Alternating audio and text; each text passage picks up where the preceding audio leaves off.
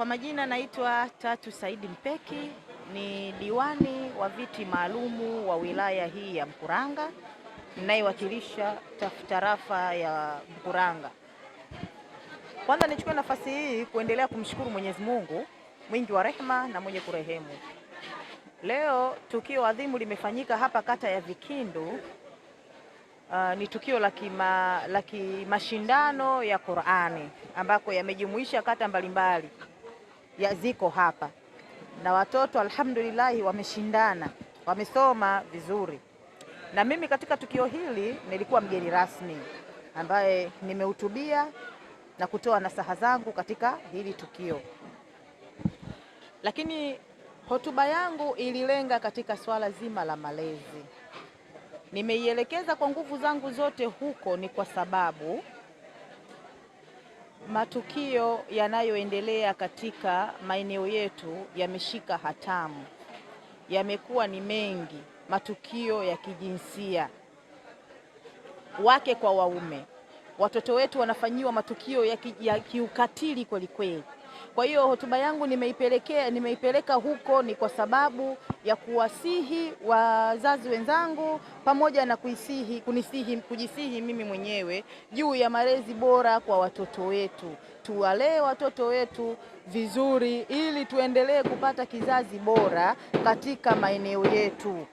Kwa hiyo wito wangu mkubwa ulikuwa ni kwa wanawake pamoja na wanaume katika malezi, wawalee watoto, wafanye jitihada kupitia malezi hasa ya kiimani. Maana kwenye imani mara nyingi ndio kunajenga maadili mema, maadili ya kumjua Mungu, maadili ya utu, yanatokana na masuala mazima katika kiimani. Kwa hiyo leo nimekuwa ni mtoa hotuba ya malezi kwa kusisitiza wazazi wenzangu waweze kujikita katika malezi bora yenye kumjua Mungu na kumwogopa Mungu. Baadhi ya matukio kama mawili, wakati kabla ya kuwa diwani ni mjumbe wa halmashauri katika chama cha kisiasa cha CCM. Nilikuwa mjumbe wa halmashauri ya CCM wilaya hii ya Mkuranga.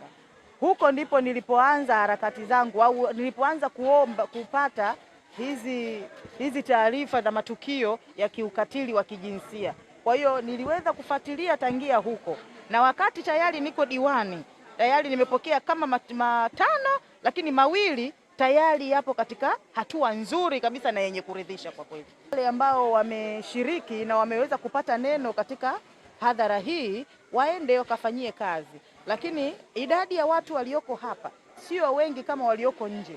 Kwa hiyo nimewaomba na kuwasihi wao wakawe walimu huko nje sasa, kwa kuambia wale wenzao au kwa kuwaelimisha wenzao juu ya hiki ambacho leo wao wamekipata kupitia mimi diwani wao, lakini pia na viongozi wetu wa dini wamezungumzia sana. Nyinyi wenyewe mashahidi, mmeona hilo. Kwa hiyo nawashukuru sana, asanteni.